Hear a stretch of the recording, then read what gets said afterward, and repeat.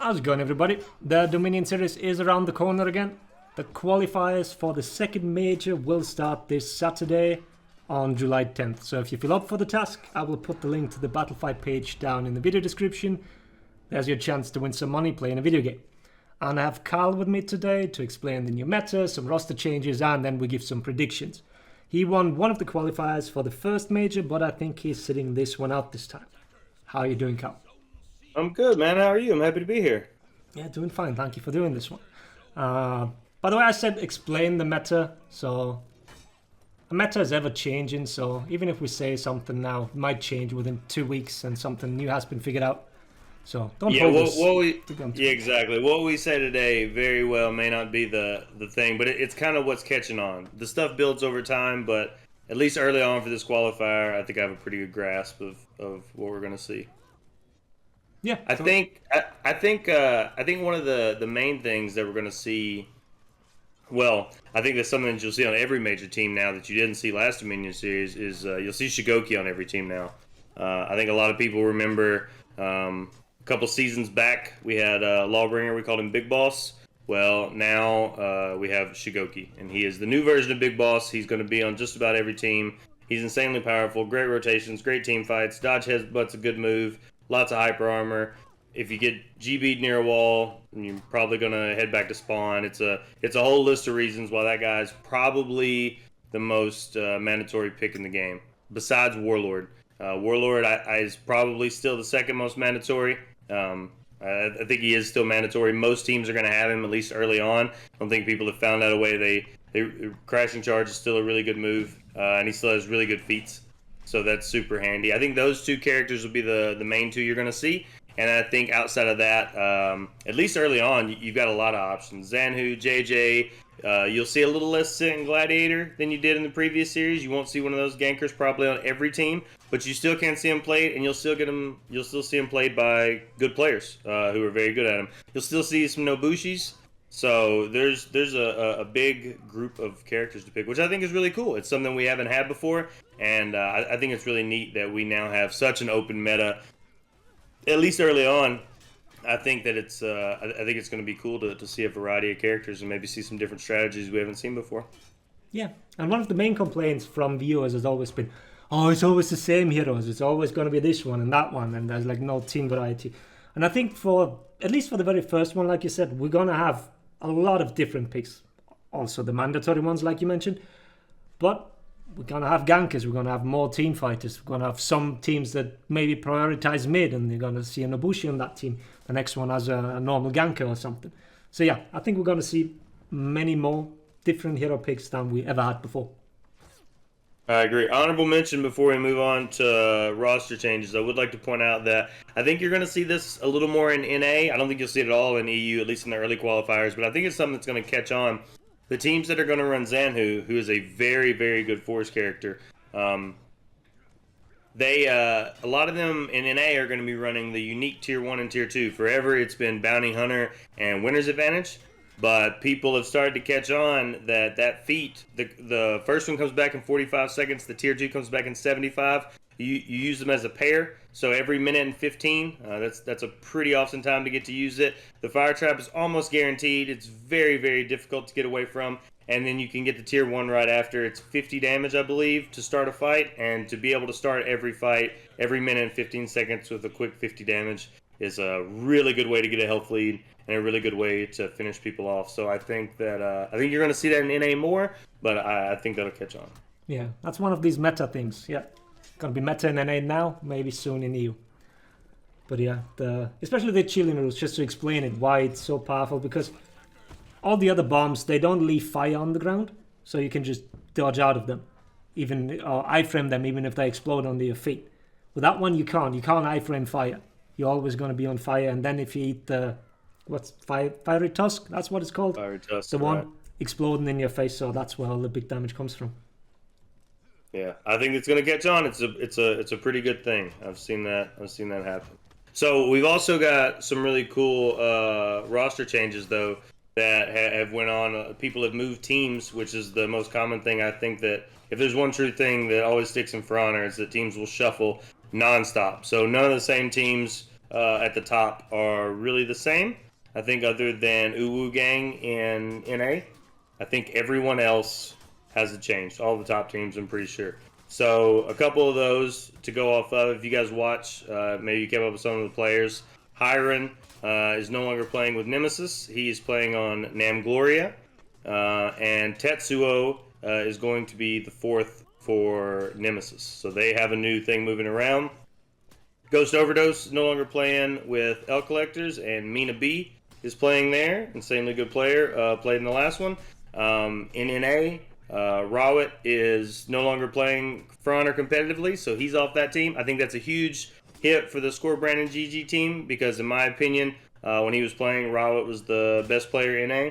And so I think that's a big thing. But they've replaced him with Cluckies, who is a very, very good Warlord. He played with me in the 4th qualifier of the last Dominion series. Insanely good player. Only getting better playing with Score Brand. So that team is still very powerful, but it is a big deal when you lose somebody as good as Rawit.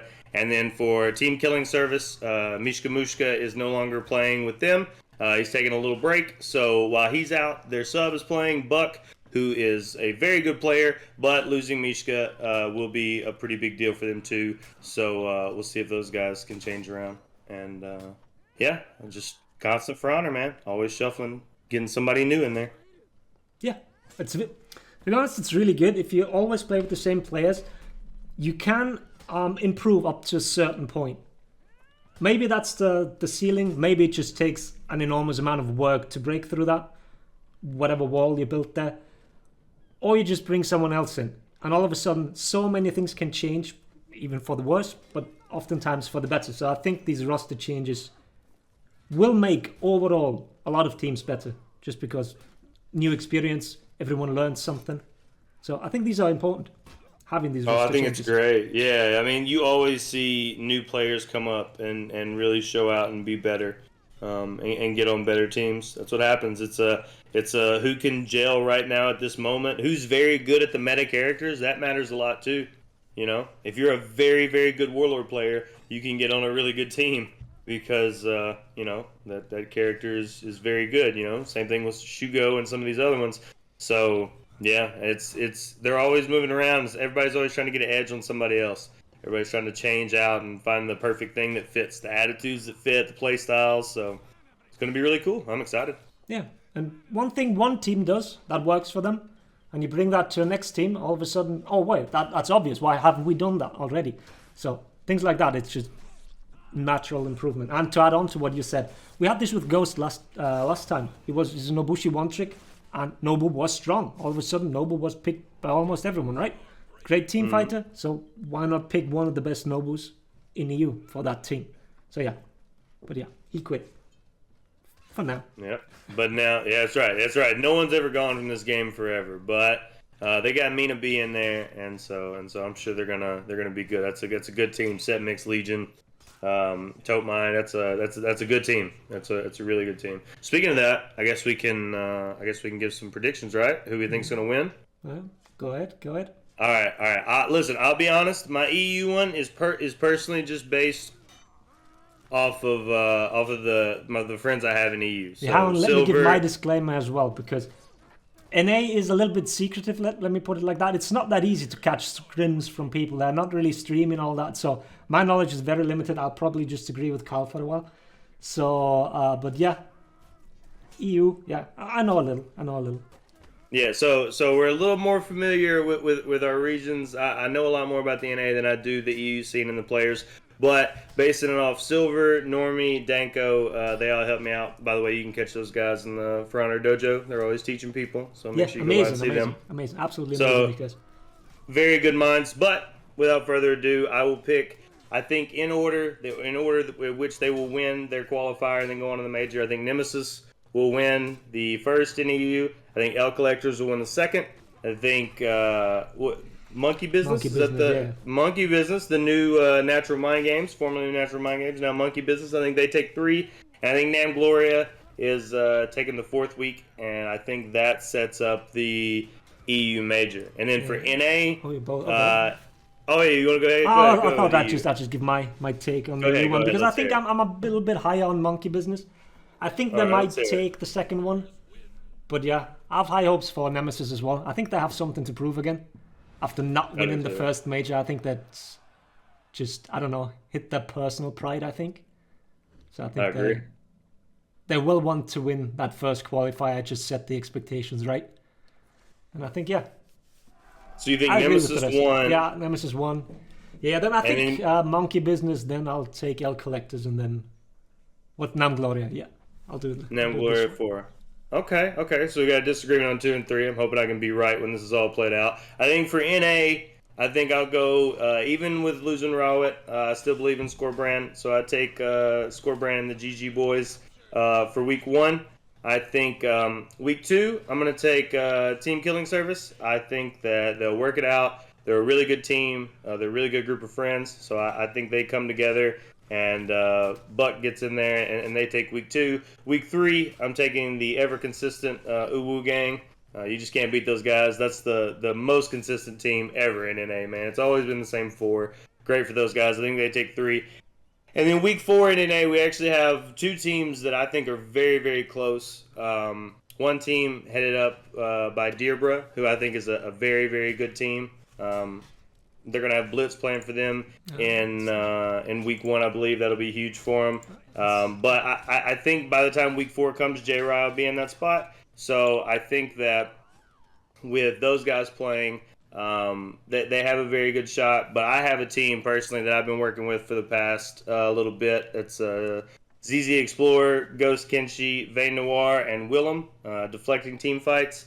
And I think those guys have been working their butt off, and I'm going to pick what some might think is an upset, and I think they take week 4, and I think they go to the major. So I think those guys get in there, and I think that'll be it. I think NA is going to have a really, really good set of qualifiers. There's a lot of teams who are kind of fighting it out and close, so I think it'll be good.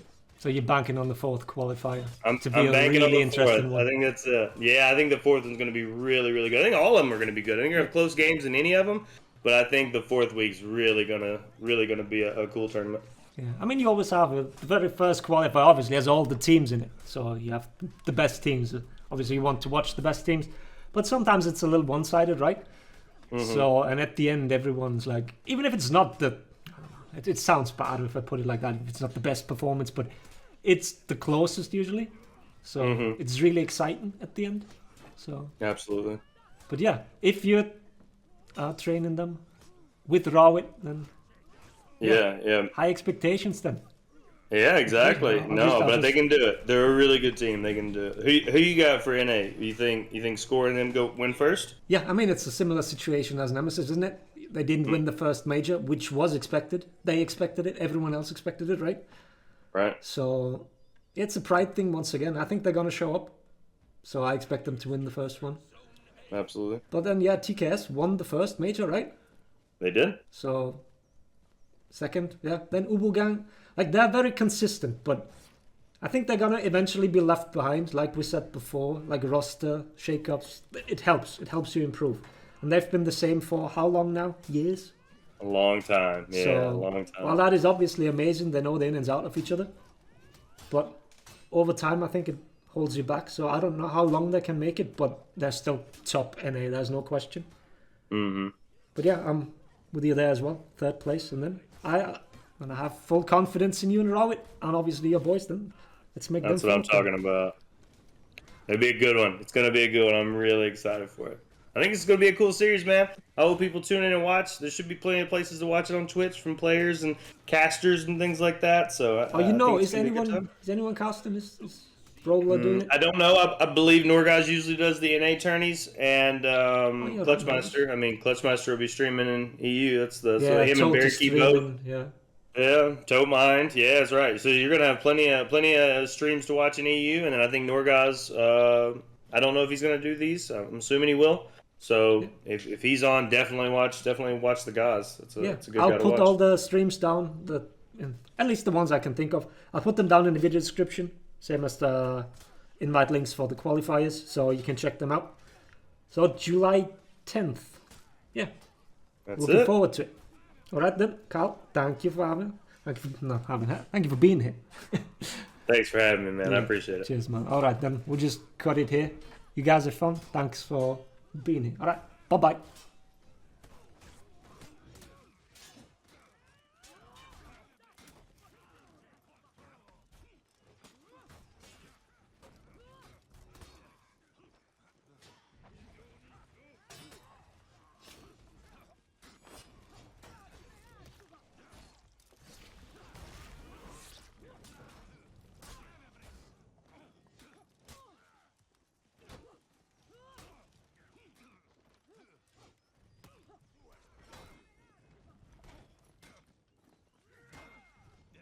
Attackers captured Zone A.